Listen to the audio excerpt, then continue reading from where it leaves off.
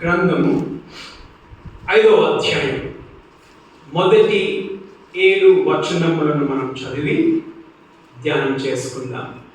ప్రకటన గ్రంథము 5 మొదటి 7. పోయిన వారంలో మనం ఏం నేర్చుకున్నాం? మనము 24 పెద్దలు ఏం చేశారని మనం చూసాం. ఆ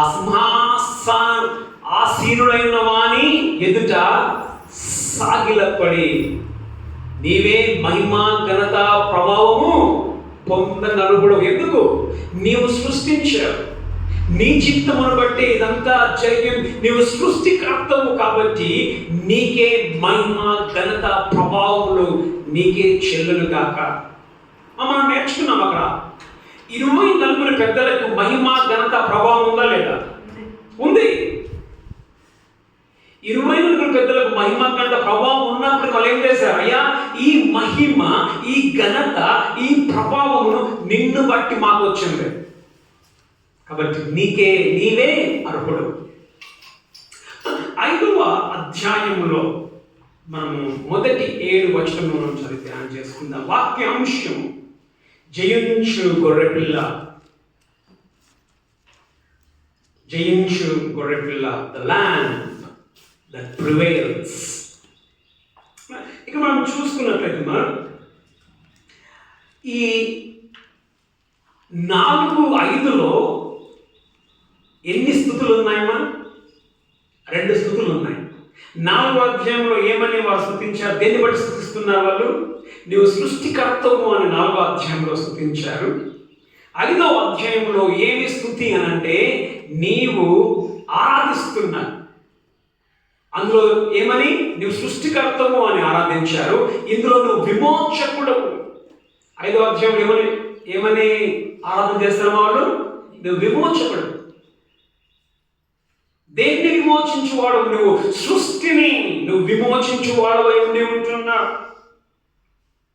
తర్వాత మనం గమనిస్తే ఈ 5వ అధ్యాయము 4వ అధ్యాయము యొక్క కంటిన్యూయేషన్, కొనసాగింపుగా ఉంది. చూడండి, మొదటి 5లో ఒకటి మరియు అండ్ ఉందా? ఇంగ్లీష్లో మరియు అని అర్థం ఏంటిది? అది కొనసాగింపు. 4వ అధ్యాయం కొనసాగింపుగా ఉండి ఉంటున్నది. ఇప్పుడు మొదటి 2 వర్షాలు చదవడం. మరియు లోపటను వెలుపటను రాత కలిగి 7 ముద్రలు గట్టిగా వేసి ఉన్న ఒక గ్రంథం సింహాసనం నందు ఆసీనుడై ఉండు వాని కుడి చేతి చూచితిని. మరియు దాని ముద్రలు తీసి ఆ గ్రంథము విప్పుటకు యోగుడైన వాడెవడని బలిష్ఠుడైన ఒక దేవుడు. గమనిస్తే ఏం చూస్తూ ఉన్నాడు యోహాను? ఎక్కడ చూస్తూ ఉన్నాడు? ఇదంతా ఎక్కడ మనం చూసింది? ఎక్కడ? మనం పరలోకంలో 4వ అధ్యాయం మొదటి వచనం మనం చూస్తాం. ఇదిగో నేను ఆకాశమునకు ఎత్తబడితిని, ఒక తలుపు తెరబడినను, మరియు నేను ఆయన ఆకాశమునకు ఆయన ఎత్తబడి ఉండి ఉంటున్నాడు. అక్కడ ఇప్పుడు ఏం చూస్తున్నాడు? 5వ అధ్యాయంలో సింహాసనం మీద దేవుణ్ణి, తండ్రిని చూస్తూ ఉన్నాడు. తండ్రి చేతిలో ఏముందిమా? ఏముంది? పుస్తకం, ఒక గ్రంథం. ఇంగ్లీష్లో ఏముందిమా? బుక్ అని ఉంది, స్క్రోల్ అని ఉంది. కొన్నిట్లో బుక్ అని ఉంది, కొన్నిట్లో స్క్రోల్. ఈ పుస్తకం ఎలాంటిదంటే, పాత నిబంధనలు, పాత కాలంలో ఎలాంటి పుస్తకాలు వాడే తెలుసా మీకు? ఒక చుట్ట ఉంటుంది, చుడతారు కదా, క్యాలెండర్ చూద్దాం కదా, చుట్ట. అది 2 వైపులను చుడతారు. అక్కడ నుంచి ఇక్కడ నుంచి 2 వైపులా దాన్ని చుడతారు. గ్రంథం ఎన్ని వైపులు రాసి ఉంది? ఎన్ని వైపులు రాసి ఉంది? 2 వైపులా, లోపల వెలుపల 2 వైపులా రాసి ఉంది. ఎన్ని ముద్రలు ఉన్నాయి ఆ యొక్క చుట్టకి? 7 ముద్రలు ఉన్నాయి. ఇప్పుడు ఈ యొక్క గ్రంథములో, ఈ చుట్టలో ఏమి ఉండి ఉంటుంది? ఇది ఏమై ఉండి ఉంటున్నది? మనం చూస్తున్నా పాత నిబంధనలో దాన్ని ఏమంటుంటే హక్కు పత్రం. ఏ పత్రమా? హక్కు. ఇప్పుడు మనము రాస్తాం కదా, అంటే మన జామీన్ అంటారా, వీల్నామా అంటారా, వీల్నామా, జామీన్, రిజిస్ట్రేషన్ లాగా ఒక విధంగా. ఇది హక్కు పత్రం. చదవండి. ఇర్మియా గ్రంథము 32లో 32 చదవండి. ఇర్మియా 32లో 7 చదవండి. ఈ చుట్ట ఏమిటి, ఏమై ఉంది అంటున్నారు. 7-8 చదవండి. నీ తండ్రి తోడ పుట్టిన సల్లోము కుమారుడగు హనమేలు. దేవుడు అంటున్నాడు ఏంటంటే, ఇర్మియాతో అంటున్నాడు, హనమేలు నీ తండ్రి నీ యొద్దకు వచ్చి, అంటే నీ బంధువుడు నీ యొద్దకు వస్తాడు. ఇర్మియా చెరసాల్లో ఉన్నాడు, నీ యొద్దకు వచ్చి అనాతోతులోనున్న నా భూమిని కొనుటకు విమోచకుని ధర్మము నీదే. గమనించండి, విమోచకుని ధర్మమా, భూములను ఒకవేళ నేను అప్పైతే నా భూమిని విమోచించే అధికారం ఎవరికి ఉంటుంది తెలుసమ్మా? నా దగ్గరి బంధువుకే ఉంటుంది, సమీప బంధువు. ఆయన మాత్రం విమోచింపగలడు. అయిపోయిందండి. 8 వరకు. దాని కొనుక్కొనమని చెప్పుము. ధర్మము నీదే, నీవే కొనుక్కోవాలి. ఎందుకు? నీవే సమీప బంధువి. అయిపోయిందా? కావున నా తండ్రి తోడబుట్టిన వాని కుమారుడైన హనమేలు యెహోవా మాట చెప్పున చెరసాల ప్రాకారంలోనున్న నా యొద్దకు వచ్చి బెన్యామీను దేశమంతా. సరేమా, కొనుక్కోమంటున్నాడు. ఎందుకంటే నీవు హక్కుదారుడు.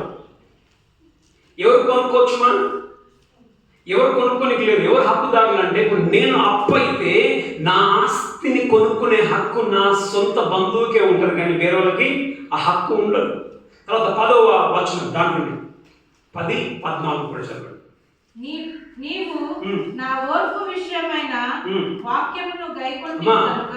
ఇర్మియా 32లో నేను క్రయపత్రము రాసి. చూడండి, నేను క్రయపత్రము, స్క్రోల్, దీనే పుస్తకం, స్క్రోల్ అంటారు. క్రయపత్రము రాసి ముద్ర వేసి. ముద్ర, అక్కడ ఎన్ని ముద్రలు ఉన్నాయండి? ఇక్కడ 7 ముద్ర వేసి క్రయపత్రం రాశాడు, ముద్ర వేశాడు. సాక్షులను పిలిపించి త్రాసుతో ఆ వెండి తూచి క్రయపత్రమును అనగా ముద్రగల విడుదల కైకోలును వడంబడిక 14 చదివినట్లే. 14 ఈ పత్రములను అనగా ముద్రగల ఈ కైపత్రమును ముద్రలేని కైపత్రమును. ముద్రగా 2 పదాలు ఉంటాయి. ఒకటి ముద్ర వేసినంటే ఒకటి సీల్ చేసి ఉంటుంది, ఇంకొకటి సీల్ చేయకుండా ఉండే 2 పత్రములను నీవు తీసుకొని అవి బహు దినములున్నట్లు మంటి కుండలో వాటిని దాచిపెట్టు. గమనించండి మా, ఇక్కడ మనం చూస్తూ ఉన్నాము, ఈ యొక్క 5వ అధ్యాయంలో ఒక పుస్తకం, ఒక గ్రంథం ఉంది. దానికి కూడా ఏమన్నా సీల్, ముద్రలు వేయబడి ఉంటున్నాయి. ఇప్పుడు ఈ యొక్క గ్రంథంలో ఏముంది? ఈ గ్రంథము ఏమిటి అని అంటే, మా ఇది హక్కు, భూమి యొక్క హక్కు స్థిరపరచు పత్రము. ఏముంది ఈ గ్రంథంలో? ఈ 5వ అధ్యాయంలో ఈ గ్రంథము ఏం పత్రం అయింది? భూమి యొక్క హక్కును స్థిరపరచు పత్రము. ఇప్పుడు భూమి మీద హక్కు దేవుడు ఎవరికి ఇచ్చాడు? దేవుడు భూమిని ఆకాశంలో చేసినప్పుడు దీని మీద అధికారం ఎవరికి ఇచ్చాడు? చదవండి మా, ఆదికాండం 1:28.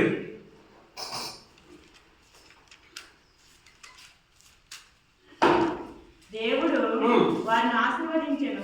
ఎట్లనగా మీరు ఫలించి అభివృద్ధి పొంది విస్తరించి భూమిని నిండించి దానిని లోపరుచుకోండి. అర్థమైంది? మీరు ఏలండి. దేవుడు ఆదాముకు హవ్వకు ఏమిచ్చినమా? భూమి మీద అధికారాన్ని ఇచ్చాడు. అధికారాన్ని ఇస్తే ఆదాము ఎవరి చేత పెట్టదండి? చదవండి, 2 కొరింథీ 4:4.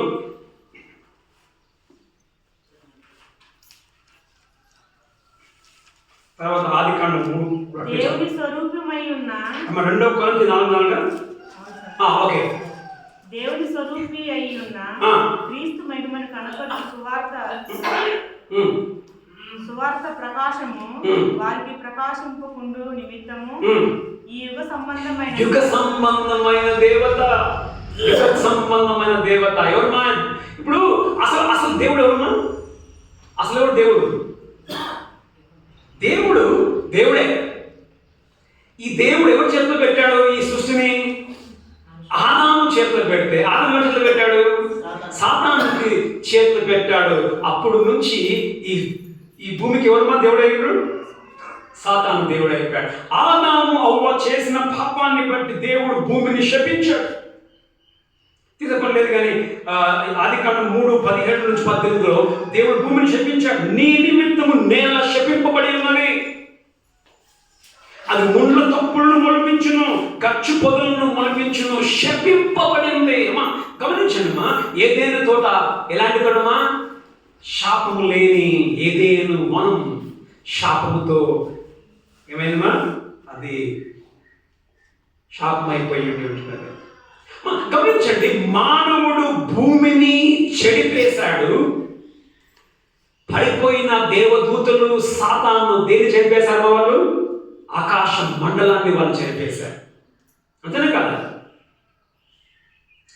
అంతేనా? ఇప్పుడు ఎక్కడ ఉంది? మనం తీసుకోలేదు కానీ Efesians 6 అంటాడు, మనము ఎవరితో పోరాడుతున్నాం? మనం ఆకాశ మండలమందున్న దురాత్మల సమూహముతో మనము పోరాడుచున్నాం. భూమి శాపముతో నిండిపోయింది, భూమి చెడిపోయింది. అక్కడ ఏమైందమ్మా? ఆకాశ మండలం కూడా దురాత్మల సమూహముతో చెడిపోయి ఉంటున్నది. ఇప్పుడు ఒక విధంగా ఏమైతే కోల్పోయాడో, ఇప్పుడు ఎవరు కోల్పోయారు? ఆదాము కోల్పోయాడు. ఇప్పుడు ఆదాము కోల్పోయిన దాన్ని ఎవరు దాన్ని విమోచించడానికి అవుతుంది? ఎవరు విమోచించడానికి అవుతుంది? మనం చూసుకున్నాం, సమీప బంధువుడు విమోచించడానికి అవుతుంది. మరి ఇప్పుడు ఆదాముకు సమీప బంధువులు ఎవరు? యేసు ప్రభు. కారణం ఎట్లా? ఆయన ఇప్పుడు మనిషిగా భూలోకానికి వచ్చాడు.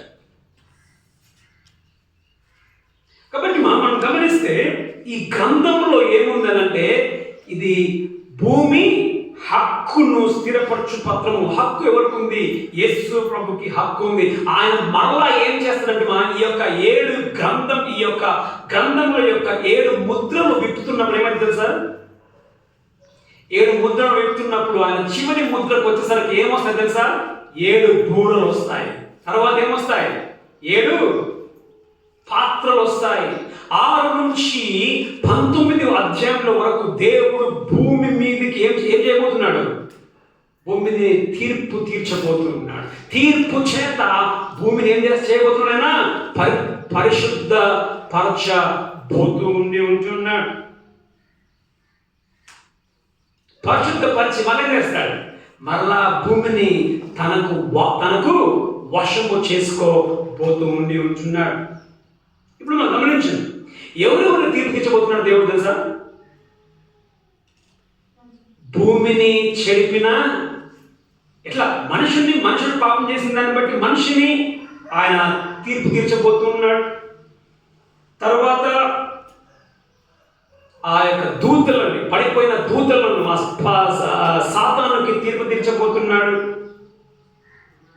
కానీ ఎవరికి విమోచనమా? కేవలం దూతలకు కాదు, మనిషికి మాత్రమే విమోచన ఉంటుంది. గమనించండి, ఇప్పుడు దేవుడు మనిషికి విమోచించాడు కదా.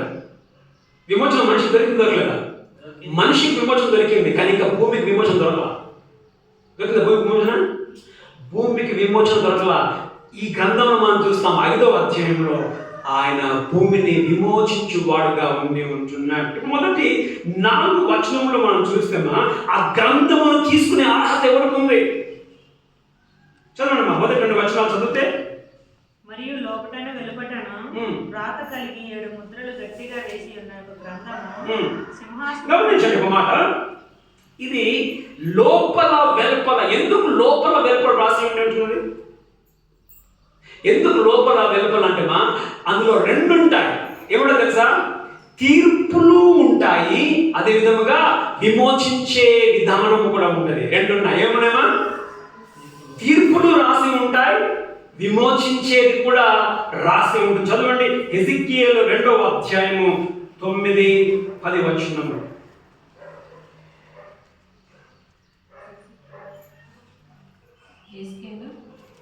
2:9-10 వచనములు. నరపుత్రుడా, వారు తిరుగుబాటు చేసినట్టు నీవు చేయక, ఓకే, నేను నీతో చెప్పు మాటలు విని నోరు తెరచి నేను ఇచ్చు దాన్ని భుజించు అని. ఓకే, నేను చూచుచుండగా గ్రంథములు పట్టుకుని యొక్క చెయ్యి నా యొద్దకు చాపబడెను. గ్రంథములు పట్టుకున్న ఒక చెయ్యి నాలో చాపబడెను.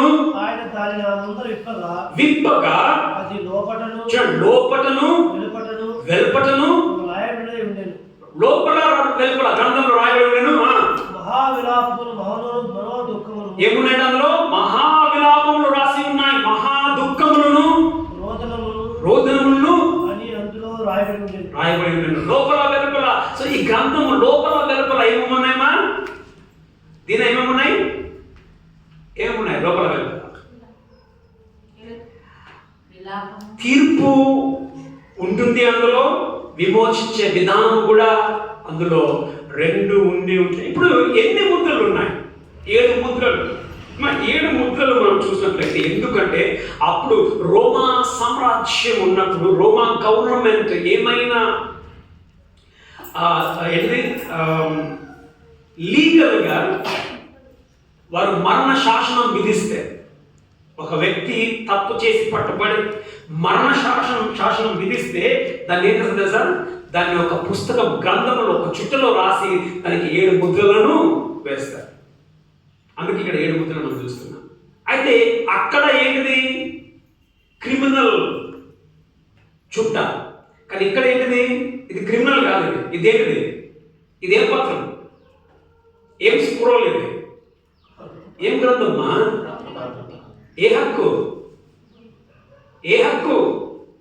భూ హక్కు. భూ హక్కు ఎవరు చెప్తుందమ్మా? భూ హక్కు ఆయనకే చెప్తుంది.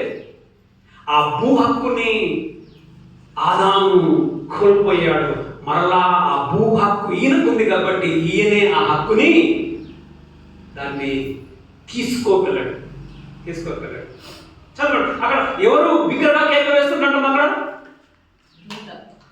ఏ దూత? బలిష్ఠుడైన దూత బిగ్గరగా కేక వేస్తున్నాడు. ఏమి కేక వేస్తున్నాడు? ఎవరు ఈ గ్రంథమును విప్పుటకు యోగ్యుడు? బలిష్ఠుడైన దూత ఎవరు? చూద్దాం. 10వ అధ్యాయం 1వ వచనం.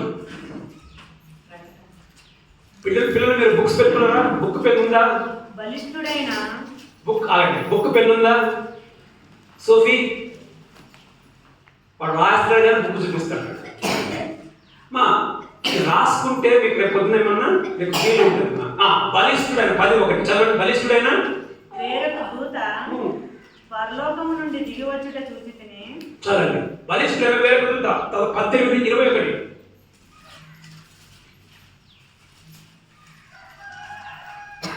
తరువాత బలిష్ఠుడైన ఒక దూత గొప్ప తిరుగటి రాతి వంటి బలిష్ఠుడైన గొప్ప దూత. చదవండి. బలిష్ఠుడైన దూత ఇక్కడ బిగ్గరగా ఏమంటున్నాడు? కేక బిగ్గరగా ఆయన ప్రచురిస్తూ ఉన్నాడు. మరి బలిష్ఠుడైన దూత ఎవరో మనకి రాయబడి లేదు. బిగ్గరగా ఎందుకు కలుస్తున్నాడండి? ఇది ఎందుకు బిగ్గరగా కలుస్తున్నాడు? ఇక మనం 2 విషయాలు చూస్తాం. ఈయన బిగ్గరగా అరుస్తున్నాడు. తర్వాత 4వ వచనం చదవండి. 4వ వచనం.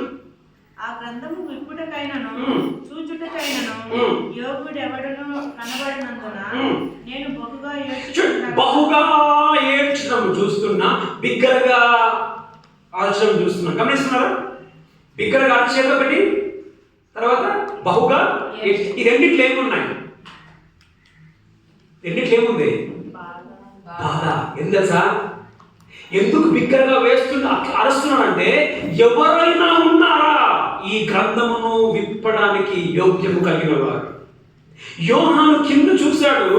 అంత వెతికిన తర్వాత ఏమని తెలుసా? ఎవరు కనబడలా. చదవండి ఇక్కడ 3-4 చదవండి. అయితే పరలోకమందు గాని భూమి మీద గాని అంటే పరలోకం అంటే ఎవరమ్మా? పరలోకంలో ఉండే దూతలలో కానీ భూమి మీద ఉండే మనుషులలో కానీ భూమి కింద గాని. భూమి కింద ఎవరు ఉంటారమ్మా? భూమి కింద ఏముందమ్మా? ఏముంది భూమి కింద? నరకం.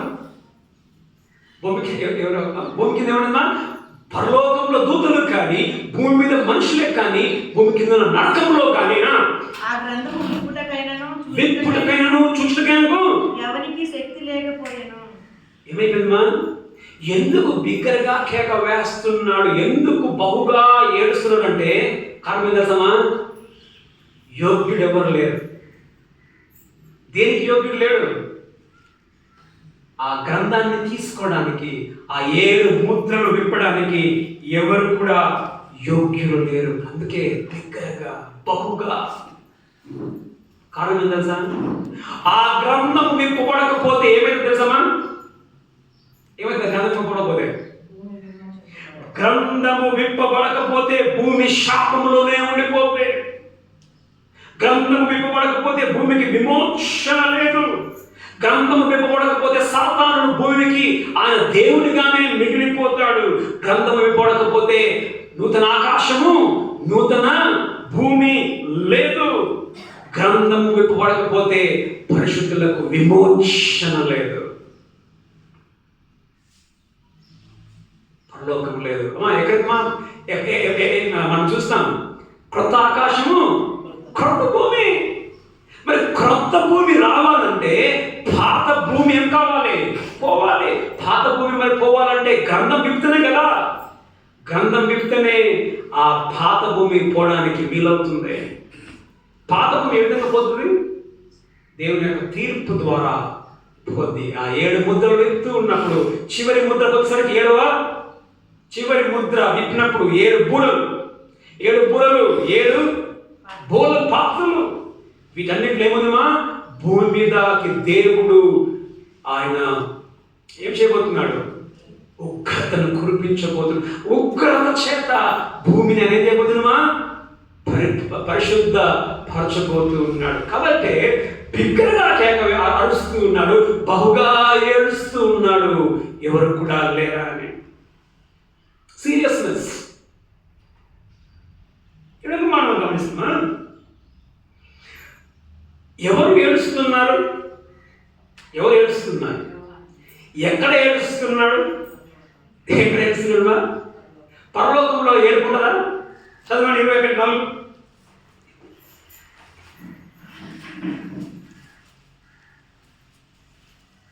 ఆయన వారి కన్నులు ప్రతి బాష్ప బిందువును తుడిచివేయును. మరణం ఇక ఉండదు. దుఃఖమైనను, ఏడ్పైనను, వేదనైనను ఇక ఉండదు. పరలోకంలో ఏముండదమ్మా? దుఃఖము, ఏడుపు. కానీ ఇక్కడ పరలోకంలో ఏడుపు ఉండదంట. కానీ ఇక్కడ యోహాను ఏం చేస్తున్నాడు? ఫస్ట్ టైం బైబిల్లో మనకి పరలోకంలో ఏడుపు ఇక్కడ మాత్రమే కనిపిస్తుంది. యోహాను మాత్రమే. సరే, మనం ఇంతవరకు మనం చూసుకున్నాం ఆ యొక్క గ్రంథమును కూర్చు మనం చూసుకున్నాం. గ్రంథము తండ్రి చేతిలో గ్రంథం ఉంది. పరలోకంలో భూమి మీద, భూమి క్రింద అంతా వెతికారు, బిగ్గరగా అరిచారు. ఎక్కడా యోగ్యుడు దొరకలేదు. యోహాను ఏడుస్తూ ఉన్నాడు. ఇప్పుడు జరిగింది ఏంటిది? 3 విషయాలు మనము నేర్చుకొని మనం ముగించుకుందాం. 3 విషయాలు. 5 చదవండి మా. ఏం వాక్యాంశం ఏంటమ్మా? వాక్యాంశం ఏంటిది? జయించు గొర్రె పిల్ల. ఓకే మా, చదవండి 5వ వచనం. ఆ పెద్దలలో ఒకడు, ఆ పెద్దలు, ఏ పెద్దలలో? 24 పెద్దలలో ఒకడు ఏడవకము. ఇదిగో దావీదుకు చిగురైన. ఏడుస్తున్నాడు. ఎందుకు ఏడుస్తున్నాడు? అయ్యో అయిపోయింది, యోగ్యుడు లేడు, మాకు విమోచన లేదు. ఏడవకము. ఇదిగో దావీదుకు చిగురైన యూదా గోత్రపు సింహము 7 ముద్రలను తీసి ఆ గ్రంథమును విప్పుటకై జయము పొందేదనని నాతో చెప్పాను. ఒక అతను ఉన్నాడు, జయము పొందెను. జయము పొందిన మొదటిదిగా ఎవరంట ఆయన? ఎందుకు ఆయనకి విప్పడానికి యోగ్యుడు? 3 విషయాలు. ఎందుకు యోగ్యుడు అంటే మొదటి ఏంటమ్మా? ఆయన జయించిన ఏముంది? జయము పొందెను. అది మనం చూసుకుందాం. జయము పొందెను. మొదటిదిగా ఎందుకు ఆయన జయించగలడు అని అంటేమా, ఆయన రాజ్య వారసుడు కనుక. ఏముంది? దావీదుకు చిగురు. చిగురు అంటే అర్థం ఏంటిది? వేరు. కొత్తగా వేరుగా. చిగురు, వేరు అంటే వారసుడు అనుకోవచ్చు మనం. దావీదు వారసుడు. దావీదుకు చిగురైన యూదా గోత్రపు దావీదు చిగురు అంటే ఆయన రాజ్యం ఉండి ఉంటున్నాడు. చదవండి యెషయా 11:1.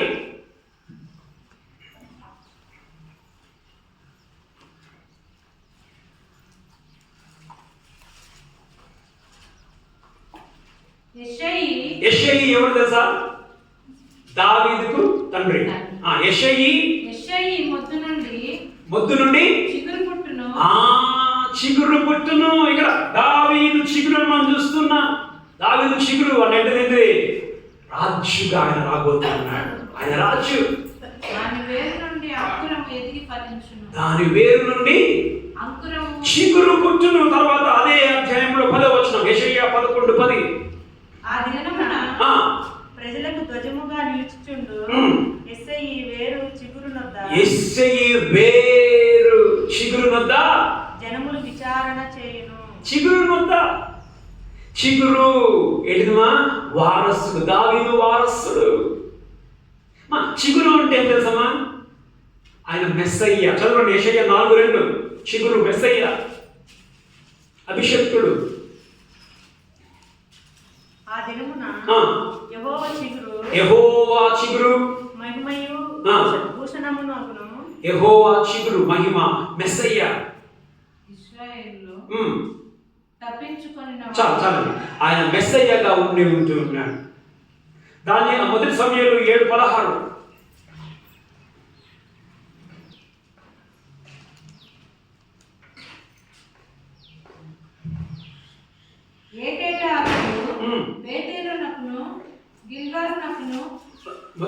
క్షమించండి, 2 సమయాలు 7:16.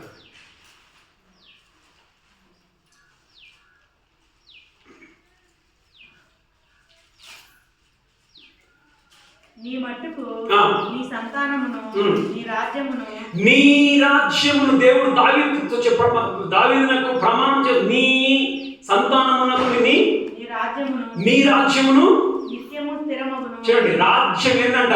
నిత్యము స్థిరం. నిత్యము స్థిరం ఉంటుంది. నీ సింహాసనము నిత్యము స్థిరపరచబడును అని. నీ సింహాసనం స్థిరంగా ఉంటుంది. అంటే ఎవరన్నా స్థిరంగా పరిపాలన చేయబోయే వాళ్ళు? దావీదు స్థిరంగా ఉన్నాడు రాజుగా. యేసు ప్రభు స్థిరంగా రాజుగా ఉండబోతూ ఉన్నాడు.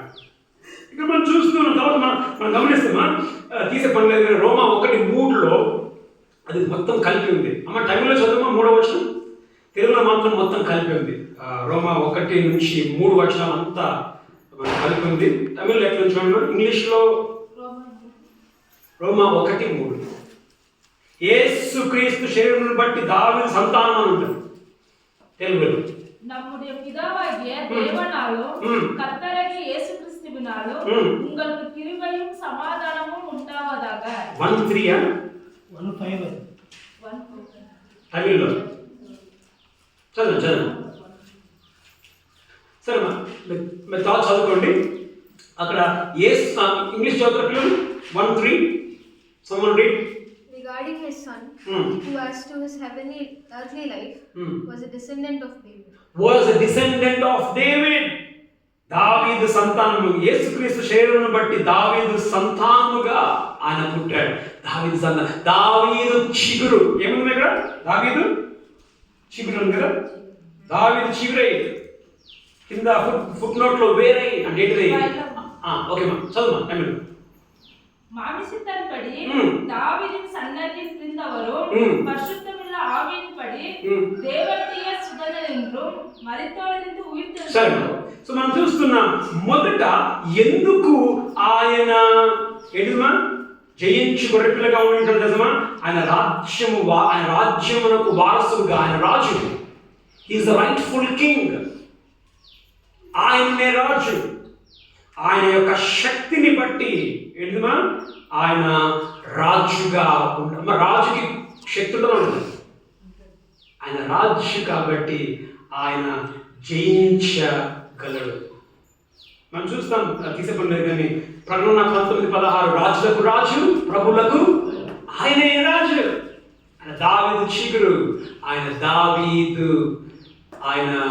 తర్వాత మనం గమనిస్తే ఇంకొకటి మత్తయి తీసేపడలేదు కానీ మత్తయి యేసు ప్రభుని యోసేపు కుమారునిగా చూపిస్తాడు. లూకా యేసు ప్రభుని మరియా కుమారునిగా చూపిస్తాడు. దావీదు యోసేపుని మత్తయి యోసేపుని దావీదు కుమారునిగా చూపిస్తాడు. లూకా మరియాని దావీదు కుమార్తెగా చూపిస్తాడు. గమనించండి, యోసేపు దావీదు కుమారుడు, మరియా దావీదు వంశం నుంచి, అంటే ఇద్దరు దావీదు గోత్రమే కాబట్టి ఈయన దావీదు సింహాసనానికి యోగ్యుడు. ఇప్పుడు తల్లి ఒక గోత్రం తండ్రి ఒక గోత్రం అయితే మన క్వశ్చన్ మార్క్ ఉండొచ్చు.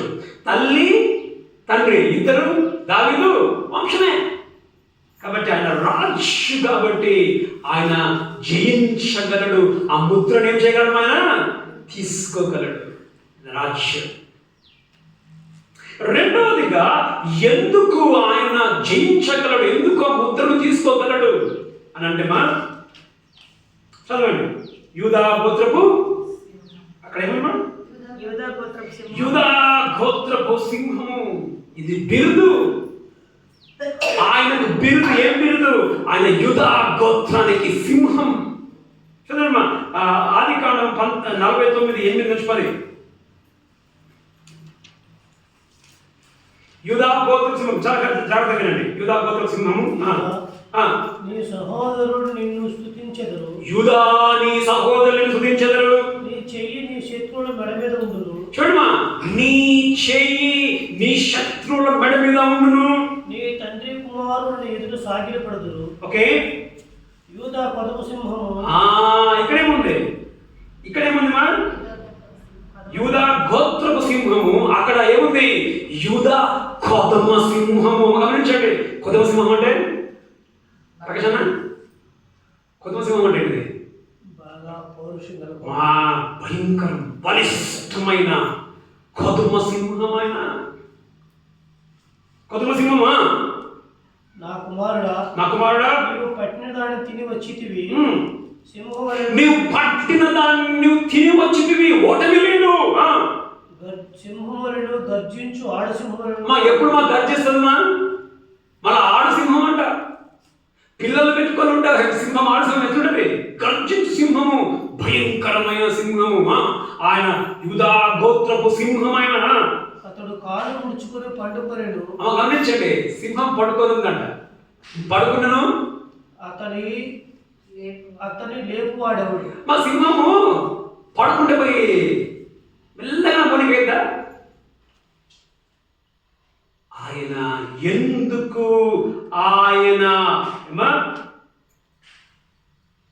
ఆయన జయించగలడంటే ఆయన యొక్క శక్తిని బట్టి జయించగలడు. మొదటి ఏంటిది ఆయన రాజు కాబట్టి జయించగలడు. రెండవది ఆయన శక్తిని బట్టి ఆయన ముద్రను తీసుకొని ఆయన జయించగలడు. ఇక మనం చూస్తున్నాం, భయంకరమైన క్రూరమైన ఎవరు వస్తారు? రాజు వస్తాడు. ఈ రాజుకి, ఈ సింహానికి ఓటమి అనేది లేదు. శత్రువులందరూ ఏం చేస్తాడు? అనగదొక్కేస్తాడు. ఎక్కడి నుంచి? ఏ అధ్యాయం నుంచి ఏ అధ్యాయం వరకు?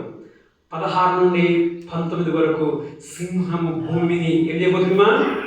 అది తీర్చబోతుంది. ఆయన సింహము కనుక, యూదా గోత్రము సింహము కనుక ఆయన జయించగలడు, ఆయన గెలవగలడు.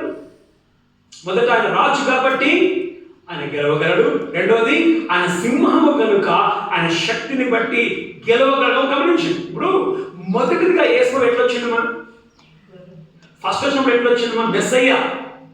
ఆయన మెస్సయ్యనే కదా,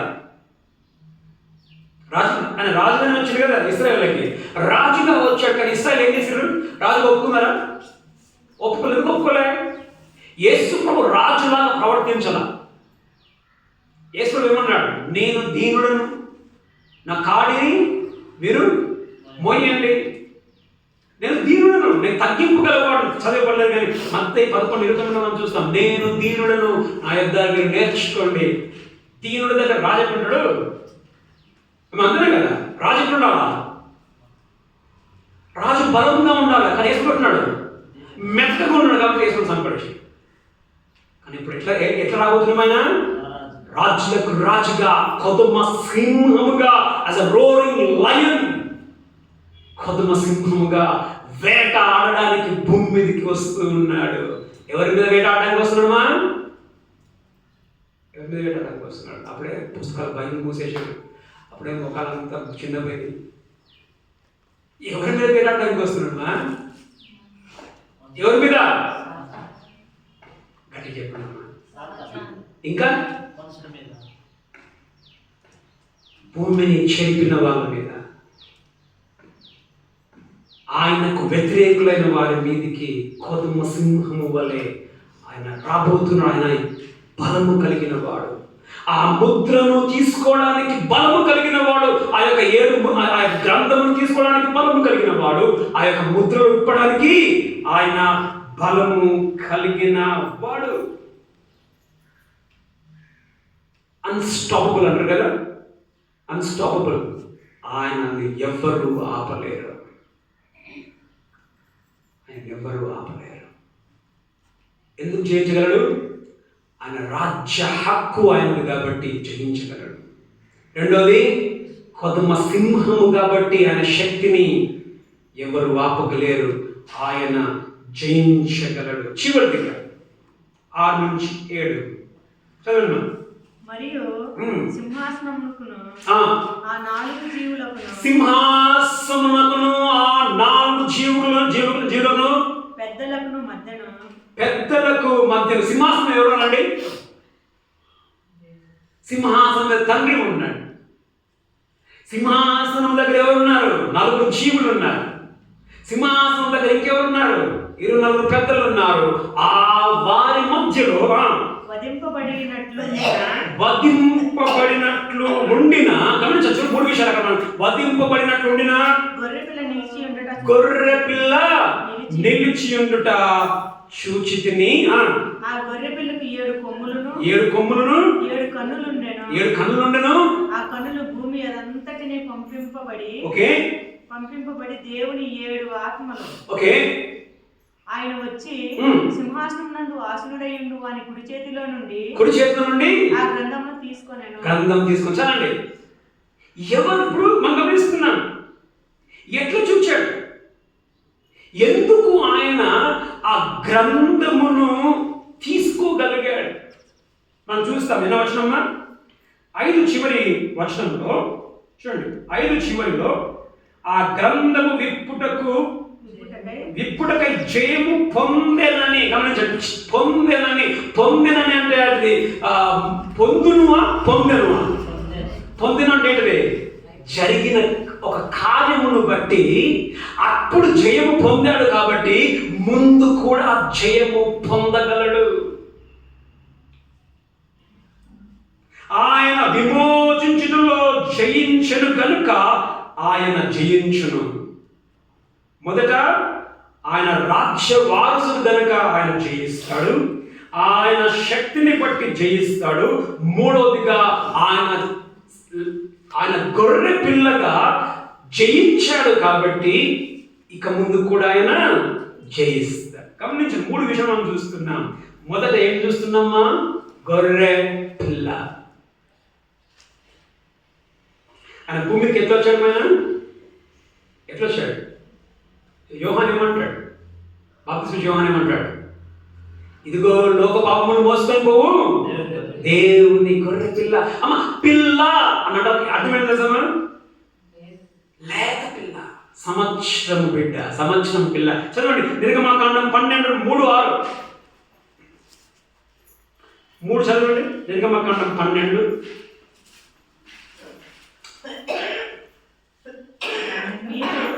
12లో 3 తర్వాత 6. మీరు ఇశ్రాయేలీయుల సర్వ సమాజముతో ఓకే ఈ నెల 10వ నాడు వారు తమ కుటుంబంలో లెక్క చొప్పున ఒక్కొక్కడు గొర్రె పిల్ల పిల్లనైనను మేక పిల్లనైనను అనగా ప్రతి ఇంటికి ఒక గొర్రె పిల్లనైనను ఒక మేక పిల్లనైనను తీసుకొనవలెను. పిల్లను తీసుకోవాలి.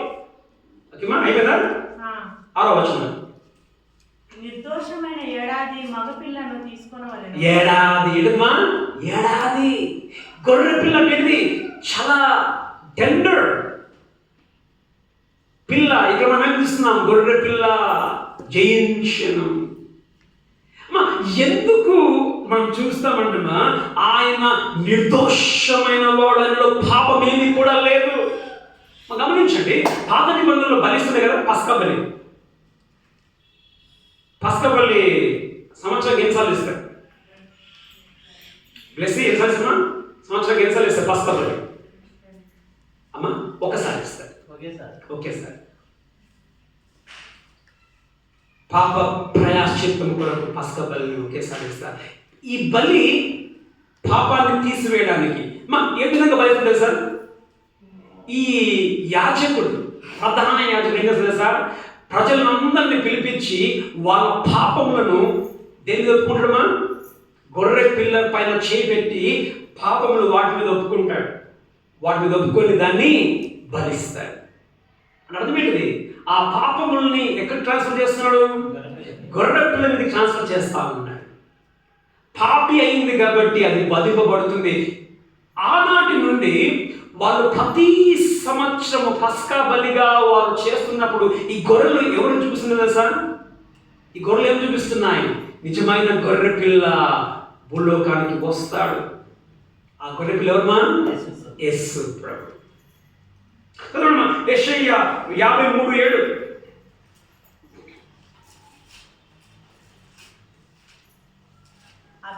అతడు దౌర్జన్యమునందెను బాధింపబడినను అతడు నోరు తెరవలేదు. ఓకే, వదకు తేబడి గొర్రె పిల్లయు వచ్చు కత్తిరించు వాని ఎదుట చాలండి. గొర్రె పిల్ల, వదకు తేబడిన గొర్రె పిల్ల.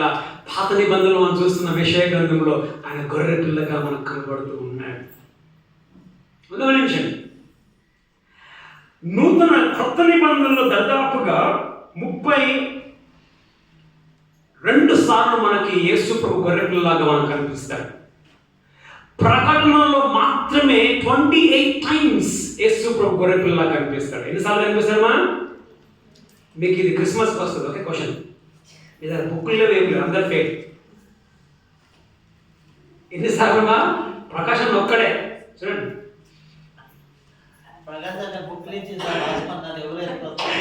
ఆయన బుక్లు ఇచ్చిండు, బుక్లు ఎవరు పాటిస్తారు? బుక్ ఒక్కడే రాస్తాం, ప్రకాశం మాత్రమే. అంటే అందరికి బుక్లు ఇచ్చి ఆయన రాయకపోతే బాగుంటుంది. సరే, ఎన్నిసార్లు అమ్మా? ప్రకటనలో మాత్రమే 28 సార్లు యేసు ప్రభు గొర్రె పిల్లలాగా మనకు కనిపిస్తాడు. కానీ కొదమ సింహము, యూదా గోత్రపు సింహం అనేది ఒక్కసారి మాత్రమే మనకు కనిపిస్తాడు ప్రకటనలో. మొదటి ఏంటమ్మా? ఎందుకు ఆయన జయించగలడు? ఎందుకు ఆయనకి శక్తి ఉంది తీసుకోవడానికంటే ఆయన పాపము లేనివాడిగా గొర్రె పిల్లగా ఆయన భూలోకానికి వెళ్ళాడు. తర్వాత ఏం చేశాడు ఆయన? చదవండి, చదవండి. ఇక్కడ గొర్రె పిల్ల వధింపబడ్డట్లుదా? 5వ వచనంలో వధింపబడినట్లు. మొదటి ఏంటమ్మా? నిర్దోషమైన గొర్రె పిల్ల, పాపము లేని వాడు ఆయన. రెండవది వధింపబడిన వాడు. ఆయన పనిని బట్టి ఎందుకు వధింపబడ్డాడు ఆయన? ఎందుకు ఈ గొర్రె పిల్ల వధింపబడిందిమా? మన పాపముల నిమిత్తం వధింపబడింది. గమనించండి, వధింపబడ్డం మాత్రమే కాదు, ఆయన ఏం చేశాడు? కొనుక్కున్నాడు మనల్ని. విమోచించాడు, విమోచించలేదా? చదువురా, చదివే పని లేదు కానీ చదవండి. మత్తయి 20:28 ఒక చదవండి. అపోస్తల కార్యం 20:28 చదవండి ఫాస్ట్గా. మత్తయి 20:20లో 28. అలాగే మనుష్య కుమారుడు పరిచారం చేయించుకొనుటకు ఓకే బాలేదు కానీ పరిచారం చేయుటకును అనేకులకు ప్రతిగా విమోచన క్రయధనముగా ప్రాణము ఇచ్చుటకును విమోచన క్రయధనం. చదండి, విమోచన క్రయధనం. ఇప్పుడు గమనించండి, ఈ ఇర్మీయా దగ్గరికి వాళ్ళ తమ్ముని సహోదరుని కుమారుడు పోయాడు. ఎందుకు పోయాడు? విమోచించు, నా భూమిని విమోచించు, నీకు అధికారం ఉంది. యేసు ప్రభు విమోచన క్రయధనముగా ఆయన విమోచించాడు. ఎట్లా విమోచించాడమ్మా? ఇప్పుడు ఇర్మీయా విమోచించాలంటే ఇర్మీయా దగ్గర ఏముండాలండి? ఇర్మీయా విమోచించాలంటే ఇర్మీయా దగ్గర ఏముండాలి? విమోచించే శక్తి ఉండనే ఉండద్దా? విమోచించే డబ్బులున్నా ఉండద్దా? యేసు ప్రభుకి విమోచించాడు. ఎట్లమా మనం చూస్తాం, గొర్రెపిల్ల తన సొంత స్వరక్తం ఇచ్చి సంపాదించిన సంఘం తీసేపడలేదు. అపోస్తల కార్యం 20:28 గొర్రెపిల్ల తన స్వరక్తం ఇచ్చి, యేసుక్రీస్తు తన స్వరక్తం ఇచ్చి సంపాదించిన స్వరక్తం ఇచ్చి ఇక్కడ వధింపబడింది గొర్రెపిల్ల. వధింపబడింది కాబట్టి ఏమైంది? ఆ రక్తమును బట్టి మనల్ని విమోచించడం. అప్పుడు విమోచించడంలో జయము పొందాడు. పొందలేదా? అప్పుడు విమోచించడంలో జయం పొందాడు కాబట్టి ఇప్పుడు కూడా ఆయన విమోచించడానికి ఆయన యోగ్యుడు, ఆయన జయం పొందుతాడు. ఇప్పుడు చనిపోయింది జయం పొందినట్ల, చనిపోతే జయం పొందినట్ల. అక్కడ చదవండి ఏముంది? ఇంకా వధింపబడి ఉండినట్లు. ఓకే, చూడండి 6వ వచనంలో వధింపబడినట్లుండి నిలుచుండుట. అర్థమేంటిది? ఇది అస్సలు కారణం. వధింపబడితే సరిపోదండి, నిలుచోవాలి. నిల్చోవడం అర్థమేంటిది? ఆయన సజీవుడుగా ఉండి ఉంటున్నాడు. సజీవుడుగా ఉండి ఉంటున్నాడు. ఆయన మరణం మీద గెలిచాడు. ఆయన సాతాను మీద గెలిచాడు. ఆయన జయించాడు. అప్పుడు జయించాడు. ఇప్పుడు దాన్ని బట్టి ఆయన జయించగలడు. చదవండి 1:8 ప్రకటన 1:8. మనము 1:18 నేను మొదటి వాడను కడపటి వాడను జీవించువాడను నేను చనిపోతిని గాని ఇదిగో యుగములు సజీవుడనై ఉన్నాను. నేను చనిపోయాను కానీ నేను సజీవుడుగా నేను ఉన్నాను. గమనించండి, ఎందుకు ఆయన ముద్రను తీసుకోవడానికి యోగ్యుడండి? ఎందుకు యోగ్యుడు? అప్పుడు జయించాడు, ఇప్పుడు జయిస్తాడు. చదువు. మరియు మరణం యొక్కయు పాతాళం యొక్కయు తాళపు చెవులు నా స్వాధీనంలో ఉన్నాయి. చాలు. 3 చూస్తున్నాడు. మరి ఏం చూస్తున్నా? 3 చూస్తున్నాం. మొదటిది భావము లేని వాడు ఆయన. రెండోది ఏంటమ్మా? వధింపబడిన వాడు, క్రయధనమిచ్చి కొనుక్కోవడంలో గెలిచాడు. ఆయన సజీవుగా ఉన్నాడు కాబట్టి ఆయన జయించుటకు ఆయన యోగ్యుడు. ఆయన గ్రంథములు తీసుకోవడానికైనా యోగ్యుడు, దాన్ని నింపడానికైనా యోగ్యుడు. గమనించండి, ఇప్పుడు ఫస్ట్ టైం వచ్చినప్పుడు గొర్రె పిల్ల లాగానే ఆయన జయించగలిగడా లేదా? గొర్రె పిల్లల లాగానే జయించడానికి ఇదైనప్పుడు రాజుగా కొదమ సింహంగా జయించలేడా? అందుకే ఆయన జయించుటకు ఆయన జయించి గొర్రె పిల్లగా ఉంటూ ఉన్నాడు. గమనించండి, ఇప్పుడు గొర్రె పిల్లగా జయించాడంటే సింహముగా ఇంకెంత భయంకరంగా ఉండదమ్మా? గొర్రె పిల్లలా ఉన్నప్పుడే జయించాడనంటే రాజుగా ఉన్నప్పుడు ఇంకెంత భయంకరంగా ఉంటుందమ్మా? మొదటి ఆదాము కోల్పోయాడు, పోగొట్టుకున్నాడు. రెండో ఆదాము ఏం చేశాడండి? దాన్ని మళ్ళా తీసుకోబోతా ఉన్నాడు. తన హక్కుని, భూమి మీద తన హక్కుని ఆయన తీసుకోబోతా ఉన్నాడు. ప్రభువైన యేసు క్రీస్తు సిలువలో మనల్ని ఏం చేశాడండి? విమోచించాడు. మన యొక్క పాపము నుండి మనల్ని విమోచించాడు. ప్రభువైన యేసు క్రీస్తు మనల్ని ఎప్పుడు మధ్యాకాశానికి ఎత్తబడుతున్నప్పుడు మన శరీరాలని విమోచిస్తాడు. ప్రభువైన యేసుక్రీస్తు భూమి మీదకి వచ్చినప్పుడు 7 ఏళ్ల శ్రమల కాలం తర్వాత ఈ యొక్క భూమిని కూడా ఏం చేస్తారమ్మా? ఏం చేస్తాడు? విమోచిస్తాడు. చదవండి, రోమా 8:23 అనుకుంటా, 23 అనుకుంటా. భూమి మూలుగుచున్నది అని అంటాడు. రోమా 8:23. అంతేకాదు ఆత్మ యొక్క ప్రథమ ఫలముల నొందిన మనము కూడా దత్తపుత్రత్వము కొరకు అనగా మన దేహము యొక్క విమోచన కొరకు కనిపెట్టుచు మనలో మనము మూలుగుచున్నాము. ఎలైనగా మనము నిరీక్షణ కలిగిన వారమై రక్షింపబడితిమి. నిరీక్షింపబడినది కనబడినప్పుడు క్షమించండి, 22. సృష్టి యావత్తు ఇది వరకు ఏకగ్రీవముగా మూలుగుచు ప్రసవ వేదన పడుచున్నదని మూలుగుచుందంట. దేని కొరకు మూలుగుచుంది? విమోచన కొరకు మూలుగుచుంది. ఏంటిదిమా? ఏం మూలుగుచుంది? భూమి యావత్తు. ఎప్పుడు విమోచన దొరుకుతుందో దానికి? ఎప్పుడు విమోచన దొరుకుతుంది? ఆ యొక్క కొదమ సింహము, ఆ యొక్క గొర్రె పిల్ల, ఆ యొక్క రాజు భూమి మీదకి 7 ఏళ్ల శ్రమల కాలంలో దీన్ని ఏం చేస్తున్నామా? భూమిని తీర్పుతో విమోచించేవాడుగా ఉన్నాడు. గమనించండి ఇప్పుడు ఒక మాట.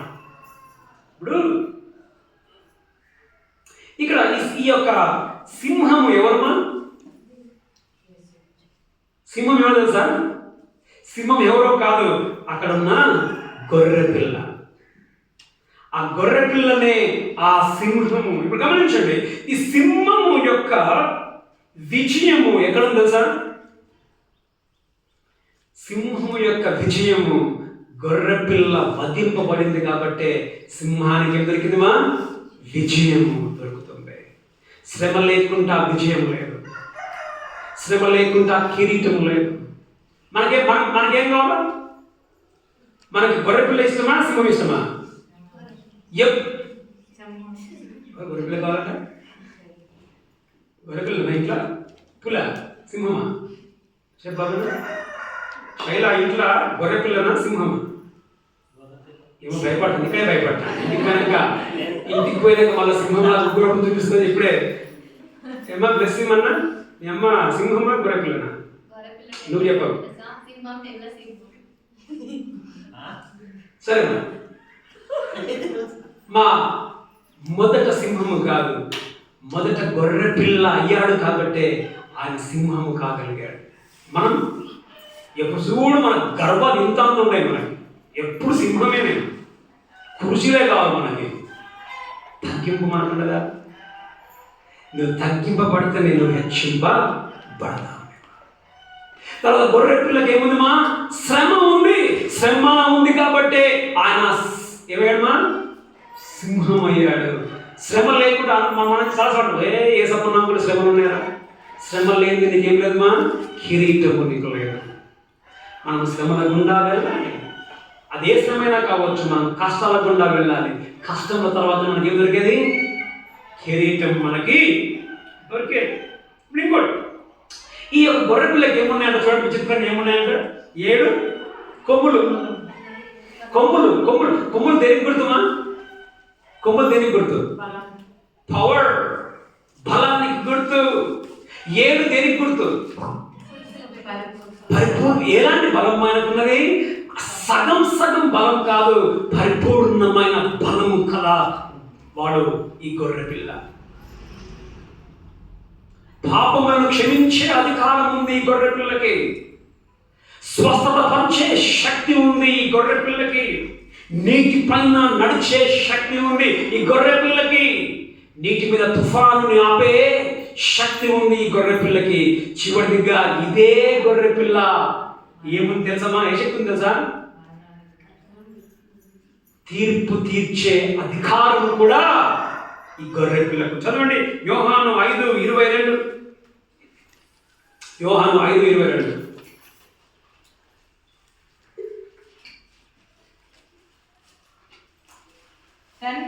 తండ్రి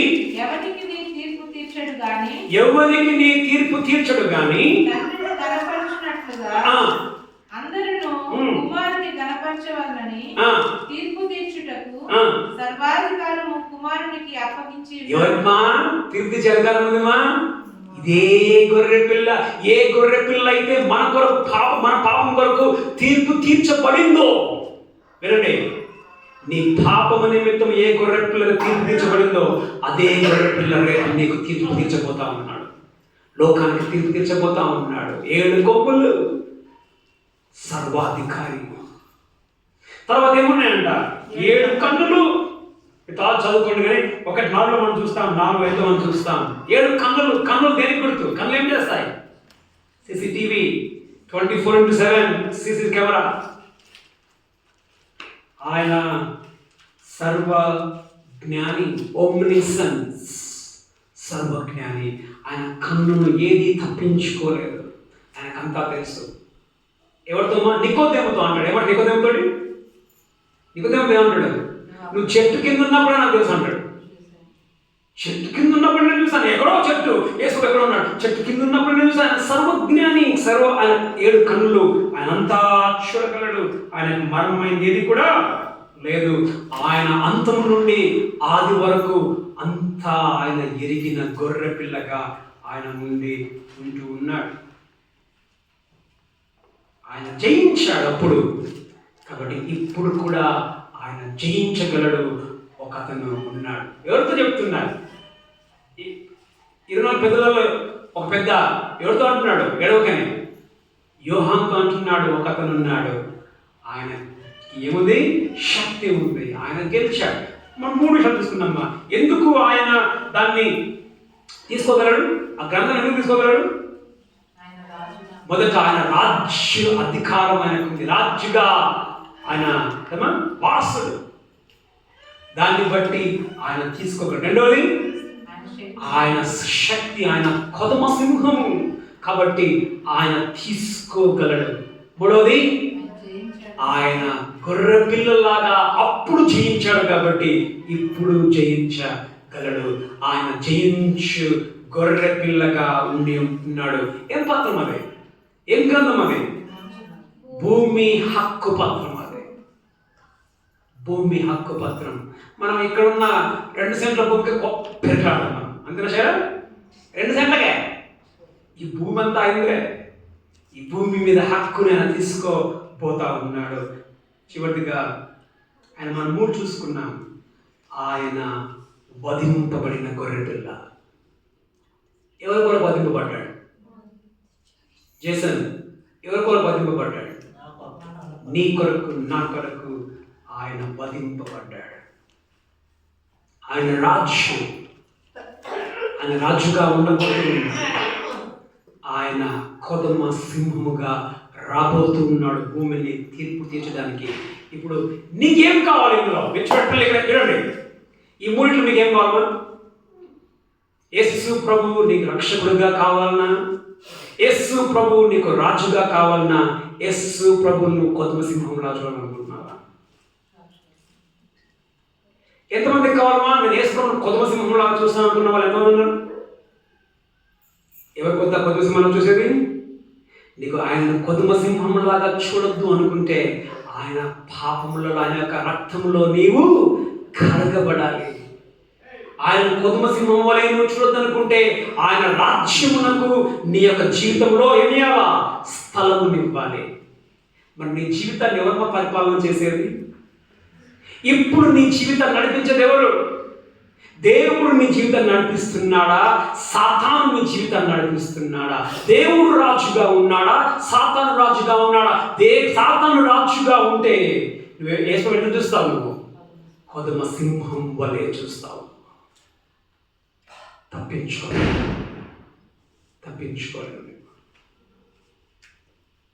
కళ్ళు మూసుకుంటా.